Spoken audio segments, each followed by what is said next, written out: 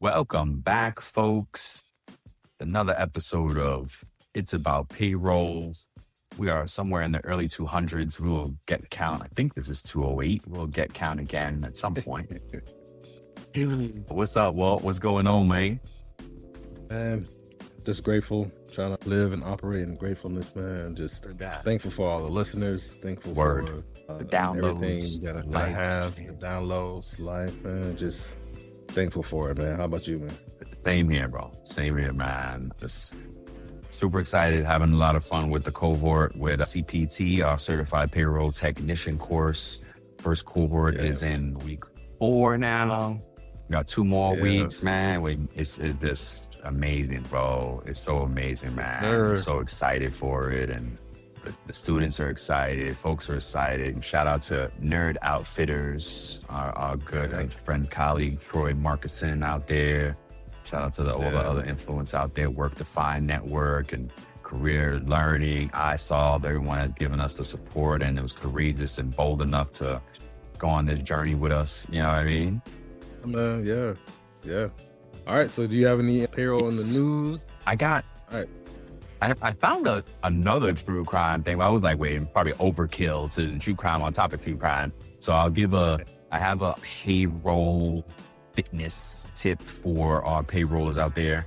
And it's build a payroll dashboard or dashboards, depending on what the metrics you need. Sometimes the systems will help you build this and they may have it already. I've seen systems that have the dashboards and nobody's looking at it.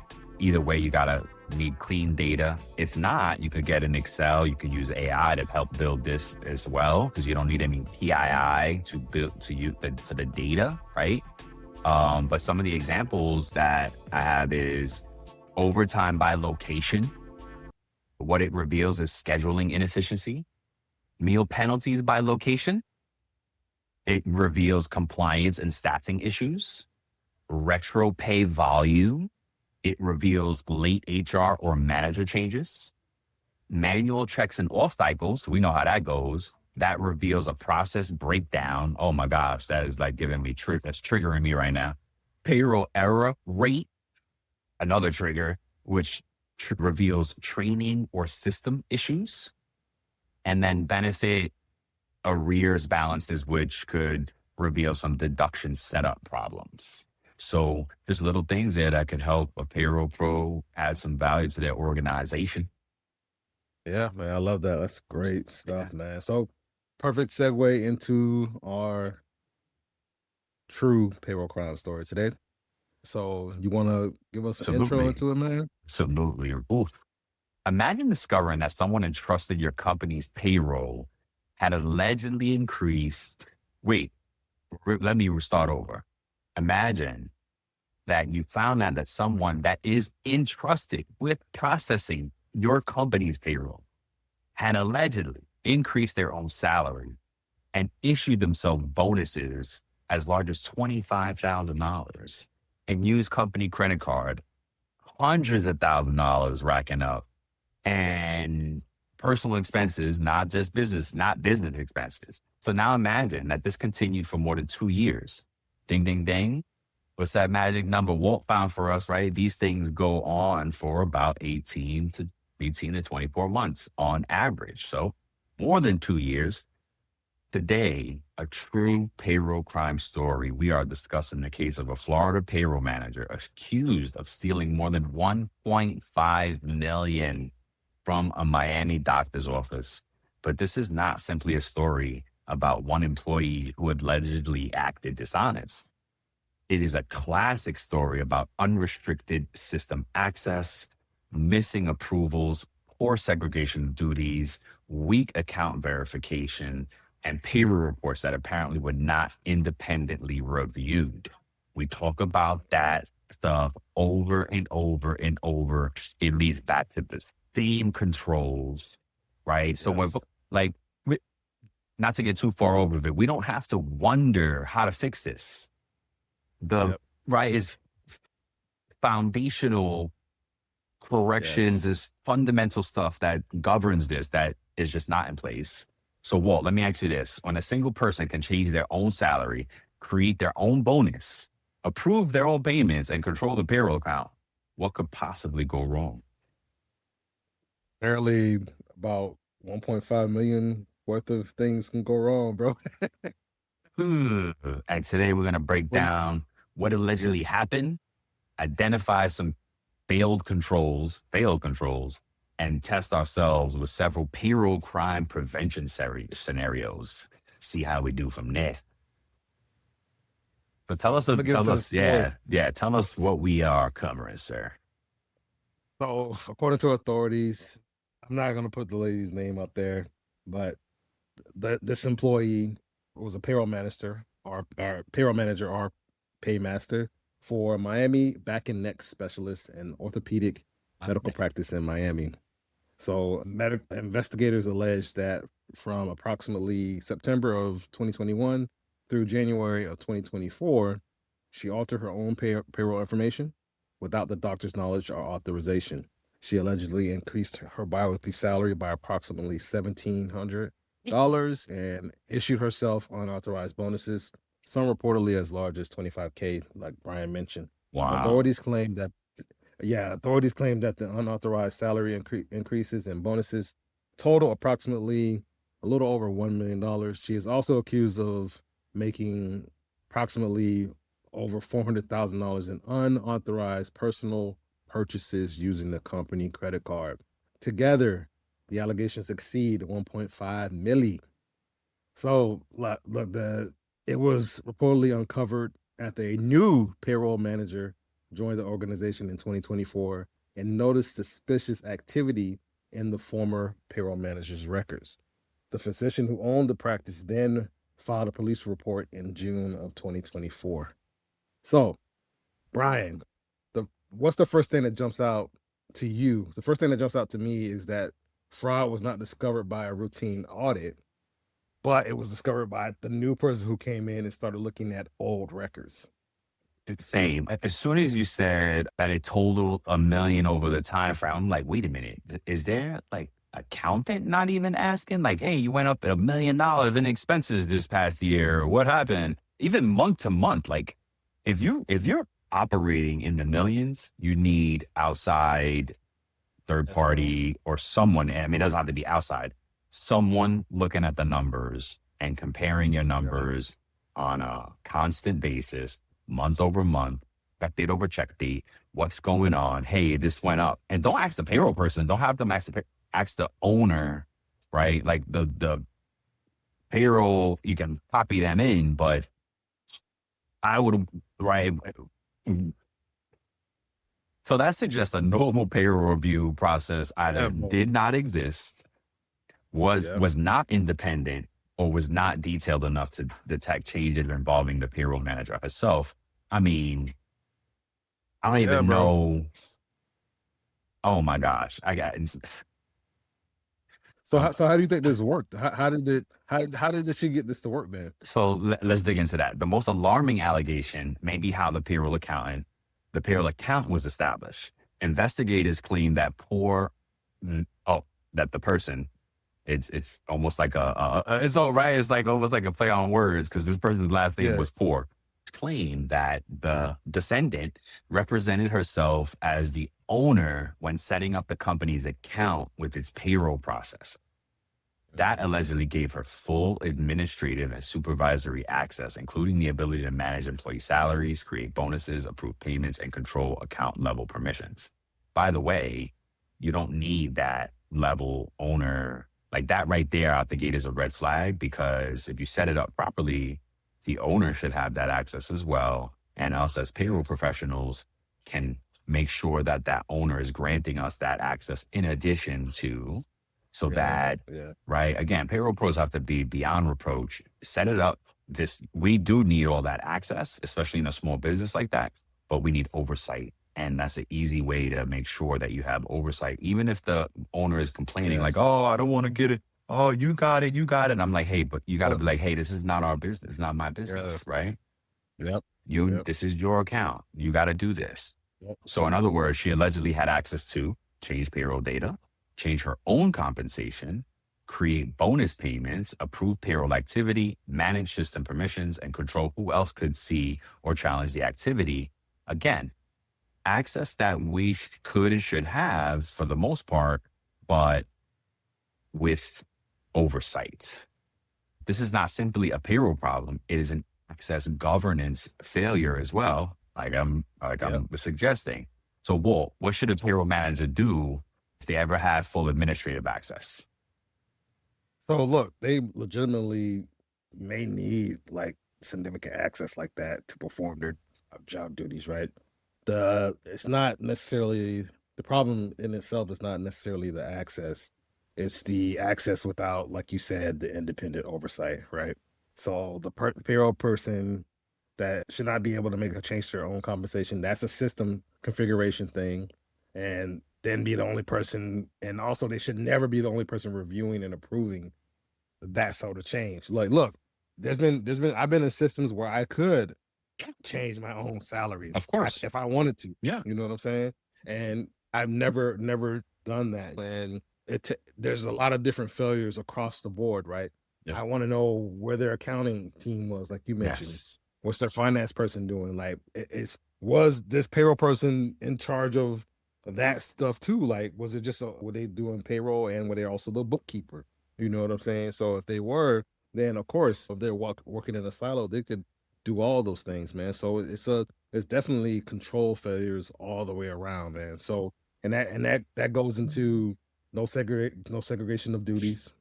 So you have one person like allegedly who could have the ability to play God in the system and nobody to check that. That's a problem, right? Yep. So at a minimum, you need compensation authorization, a workflow. You need to monitor the payroll data entry, payroll approvals, funding authorization, bank reconciliation, system security administration. Those are all different things that should be in question, Yes. especially like you said earlier, if you're a high revenue on the millions, hundreds of thousands in revenue, you need to have those things secure. Like what do you always say? Trust but verify, right? This person probably had a impeccable payroll processing record. They probably had never, well, who knows now if this person had ever done this in other stops, right? So it's just like now whoever hired that person before is going to go probably look back and say like, if they get wind of this and say, oh, let me go check our books For real. because this person had the same access. Because imagine this person was only there. This person had already left when the new payroll manager came in. This person was already gone.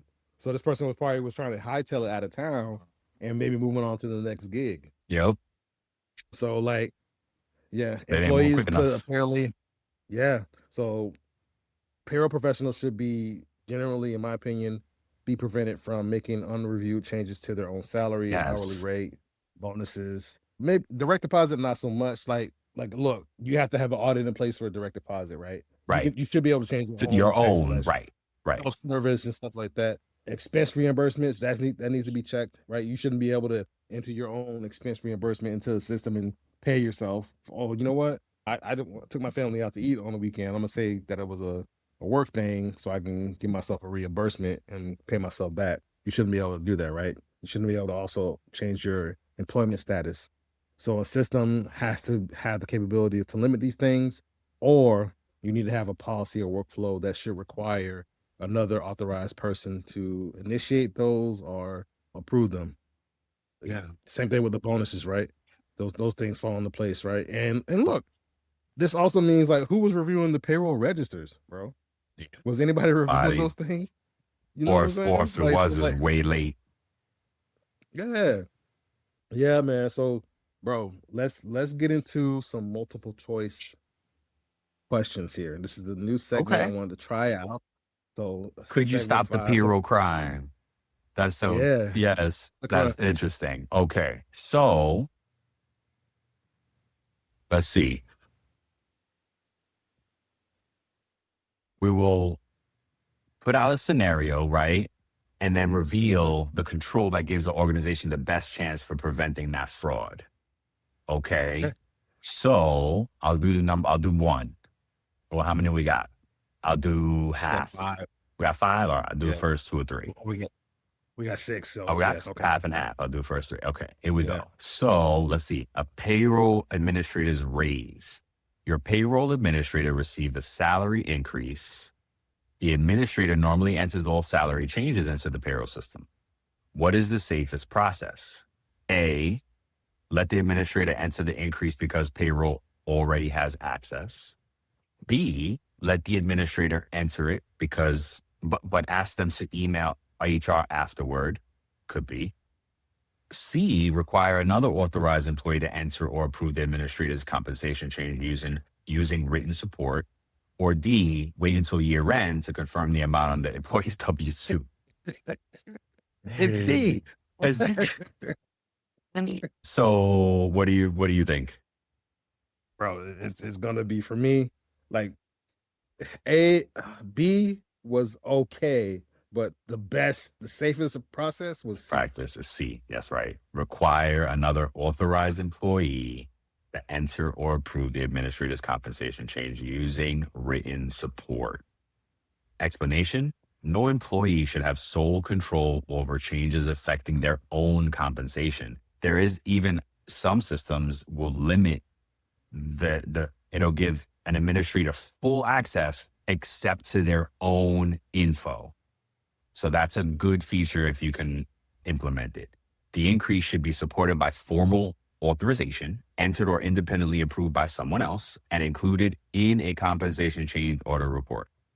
Yes, sir. All right. Number 2, the unexpected $20,000 bonus. I like that. During payroll review, a CFO notices a $20,000 bonus for the payroll manager. The payroll manager says the owner verbally approved it. Okay. Yeah, Brian said I could have it. Right, Brian's not right. Walt said I can have 50K, Brian. What do you think? And I'm like, what? I mean, anywho, what should happen? A, process it because payroll deadlines are tight. B, process it and obtain the documentation later. No, thank you. C, remove or hold the payment until written authorization is independently confirmed. D, divide the bonus over 2 payrolls so it attracts less attention. Yeah, sure. What do you think? Well, bro, like, so there's only one optimal answer in this, because the rest of those are like suspect. Yes, all the way around. Yes, it's C, man. If you're right, remove or hold the payment until written authorization is independently confirmed. If your CFO agrees to anything else, he is also in cahoots with this scheme. Well, explanation is that the material bonus payments should not be processed based solely on verbal authorization from the person receiving the payment. Written approval should come directly from an authorized leader and be retained with the payroll documentation. Absolutely. It shouldn't be verbal on anybody's account. Yeah. And like you were saying, like the CFO may be in on it in that case, or it may be somewhere new, right? Someone new that's coming in, doesn't know. Oh, that's a good one. Yes. Oh, this is the one. Don't worry. Yeah. And they're kind of taking advantage of it. So like good CFOs, even if they're new, they would probably try to challenge that, but you never know. Fair. All right. Last one. And then Walt, take it over. Full administrator access. A small business has only one payroll employee. That employee needs broad access to process payroll. What is the best compensating control? Give the employee unrestricted access because the company is too small to separate responsibilities, which could be true, but there's better ways. B, have the owner independently review the payroll register, change reports, and bank withdrawals every pay period. C, change the payroll password every 6 months. D, ask employees to report any concerns about the checks. What do you think, Walt? B. Yeah. Have the owner independently review payroll register reports every pay period. Yes. Yeah. And look, to your point, as a small business owner, you're going to want to have control over those things anyway. Right? Yes. Because it's going to be vital for the longevity of your business. Yeah. Yeah. Look, as founders, we know it gets busy. Yeah. You're juggling multiple things. You got long days, long jobs, and you don't want to do everything, right? And they'll teach you that if you learn about small business owner, entrepreneur, like You can't do everything. But this is one of the things that you have to maintain. Oh my gosh, you know who I just thought of? Tabitha, when she came on and she told her assistant, I love you, but I don't trust you. Or whoever the person was helping her with her finances. She was like, I love you, but I don't trust you. And she, right, Tabitha Brown, she maintained that she stays with governance over her finances. You could delegate a lot of things, but understanding your fire, remember? You're thinking about it now, right? Yeah, because she said she could feel money leaving her account. Like, it wakes her out of her sleep. Like, money just left my account. Like, bro, I want to be connected to money like that. Like, what? Yes. Oh God, God bless her. Man. Yes, that was a good show. Deep that show with Tabitha. She had us all laughing, but it was all true. Excuse me. And small organizations, you may not have enough staff to complete the segregation of duties, but in that situation, the owner, a CFO, an accountant, or an outside advisor should perform an independent and documented review of the finances. And even if the owner doesn't do it, like, even if you take that route, okay, I'm going to hire somebody else to do it, you still have to be diligent about the review of it, right? Because if you don't read the review, like, there's still no point in it. Tabitha, she said once a month or however frequency she said, she literally ticks and ties all the transactions out of her account with whoever else that she's working, you know what I mean? And her and her husband were very diligent about tracking finances out the gate, all their whole relationship. So stick to that. Like, yes, you got to delegate things, but if you're in the business to make money, then track it and pay attention to it. Yes, sir. Well, while you read this, I'm just going to refill my coffee. Go ahead. I'm here. I'm listening. Go ahead. I'm listening. Right, so, look, Brian, you're a business owner, right? So your payroll manager set up a organization for a new vendor service, and they listed themselves as the account owner. What should you, as the owner, do? A, nothing, because the payroll manager will use the account most frequently. B, list an actual owner or authorized officer as the primary account owner and assign payroll staff role-based access. C, allow the payroll manager to remain the owner but share the password with the CEO. Or D, use one shared administrator account for everyone. What'd you think? B is the answer. Yep, absolutely. Because look, the primary ownership relationship should be connected to a verified company owner or officer, right? Yes. One of the terms that I recently learned, responsible party, right? Oh, yeah. So you just had a change in CEO and stuff like that, and you have to fill out tax form or form 8822 for the IRS to change the responsible party. Dropping gems on them. Nice. Yeah. So party, he needs to be the owner or authorized officer, right? Payroll employees should receive individual accounts with permissions appropriate to their responsibilities, and password sharing should be prohibited. Absolutely. All right. Next question. All right. Bro, one of your payroll employees' pay just recently shot up, right? So you showed a comparison report and shows that one of your payroll team employees' gross pay increased by 60% from the previous pay period. What's your best response? A, assume it's correct because payroll processed it and you have to trust your payroll team, right? B, review the employee's pay rate history, bonus details, approval documents, and audit logs before releasing payroll. Ask the employee whether the payment is correct. C. And then D, process the payroll and review the difference next quarter.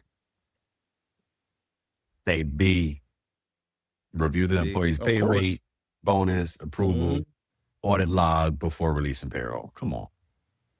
Absolutely, because the review has to rely on independent evidence, not simple an explanation from your payroll person on why they're receiving the money, right? You should review source documents, check that the system history change logs, who the approver is, and during the payroll calculation review before you finalize payroll. So last question, brother. A payroll manager has not taken a full week of vacation in 3 years and insists that no one else can process payroll. Red flag. What's the most appropriate response? Sorry. A, you reward that employee's dedication. B, you require cross-training and periodic time away while another qualified person performs and reviews the process. C, you allow the employee to work remotely during vacation. It's not Oh my really vacation. God. Yeah, for real. D, you give the employee another administrator account as backup. What do you do, bro? I'm gonna go with B there. Require cross training, periodic time away, while their backup can review and do the payroll. Like, Why? But yeah, exactly. But yeah. yeah, because schemes often require that one person being in a silo who is committing payroll by themselves, and they want to continuously be involved, so those irregularities are not discovered, right? So you want to have you want to say like keep everybody out and safeguard yourself from getting caught, right? Few So that's why, man. things, yes, a few things come to mind there. One of my first payroll boss taught me if you're the only one that knows the job, that's not a good thing, right? That's not job security, right? Because leadership, the company needs to understand what every role is doing in any role. Okay, that's one thing. Two, I've had this happen because we've both been involved in companies that do mergers and acquisitions, right?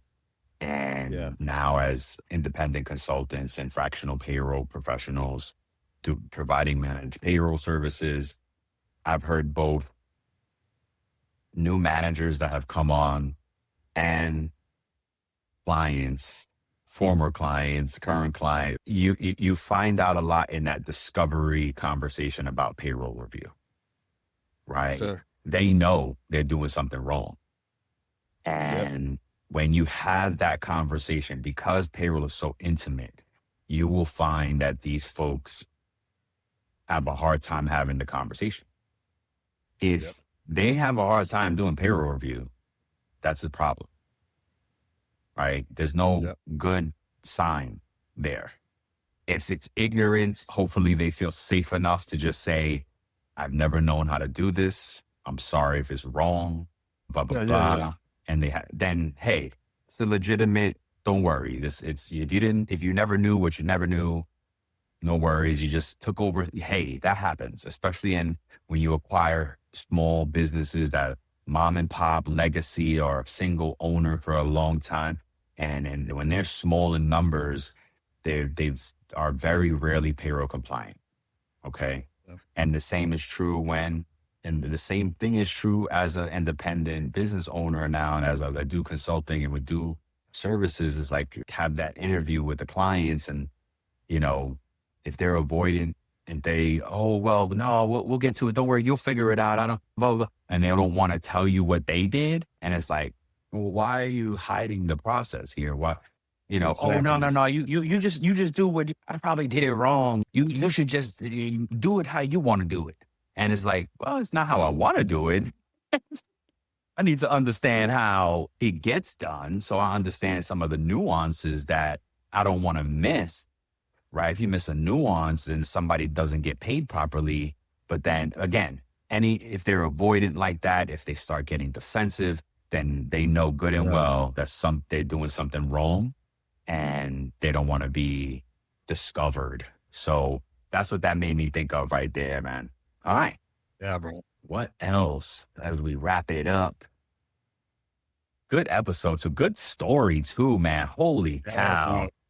Yeah, bro. So what lessons can be learned from this in your opinion, bro? Let's see. It's both. It's for employers and payroll service providers, right? So for the employers and as the payroll pros, that can be kind of synonymous, right? And also for a payroll service provider, if you're a payroll person that wants to do your own service, is not a control. It reminds me of an HR leader that said, hope is not a strategy. Okay. A long-term employee may be trusted, but still require oversight. Okay. Controls protect the organization, but they also protect honest payroll professionals from false accusations. Oh my gosh, that is so true, right?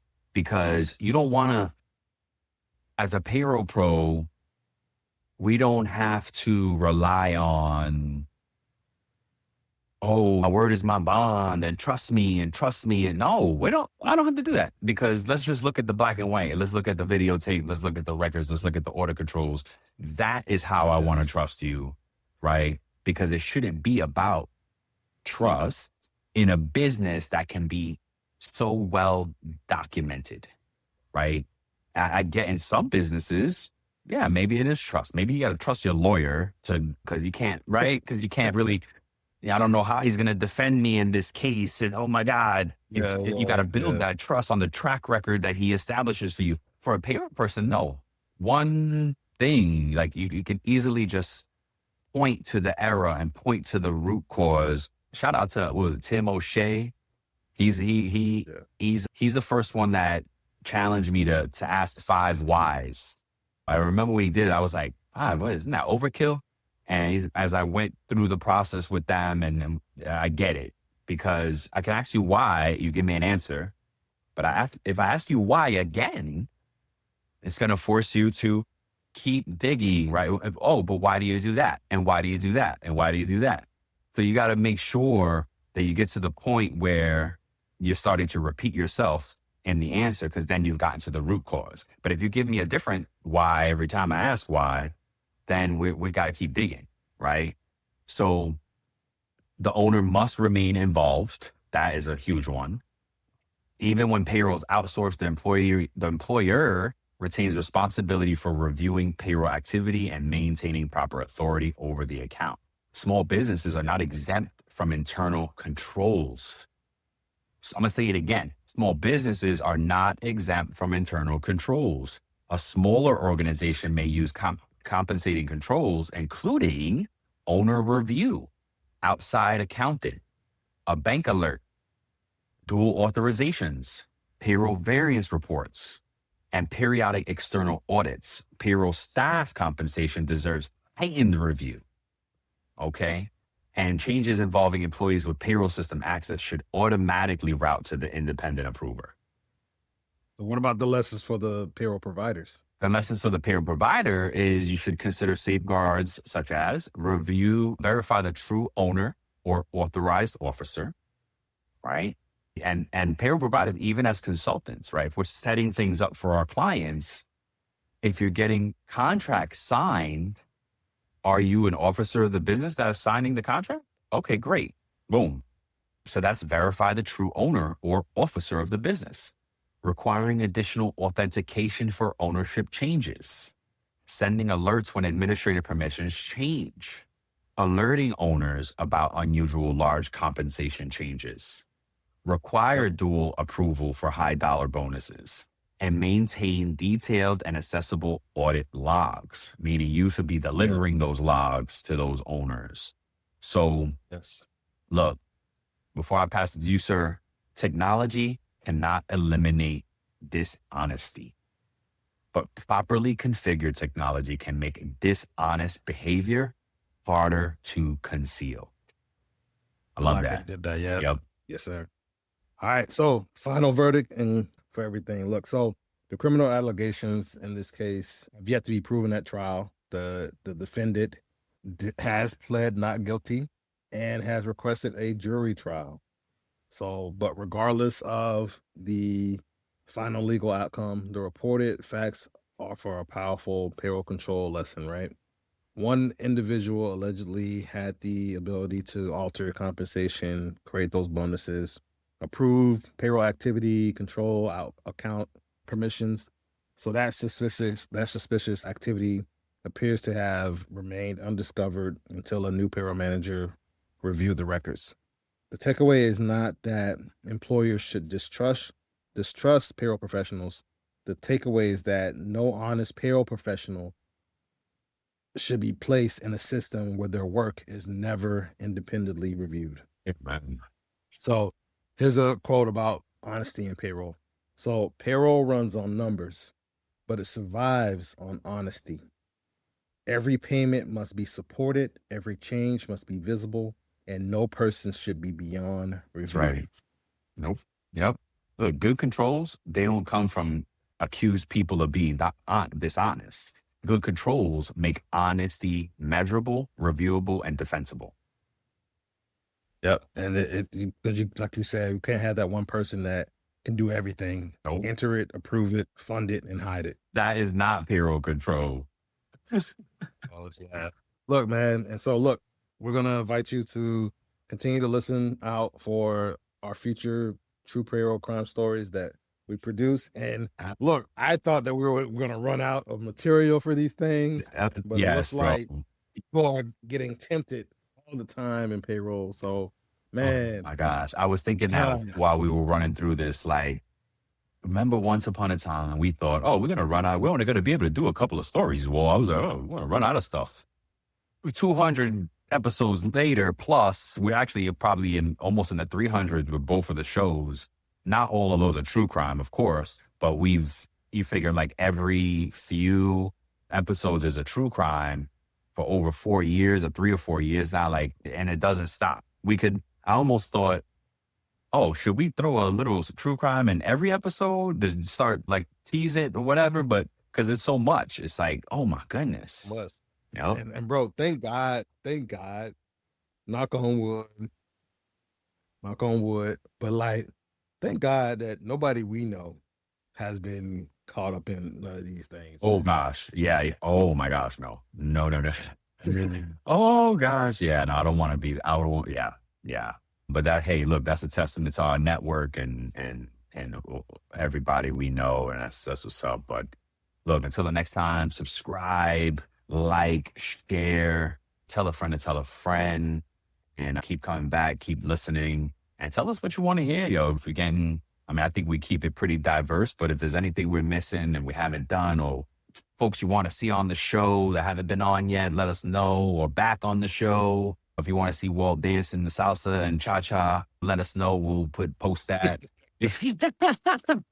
Oh, man, let us know. Yeah, but until next time, we love you, folks. Peace.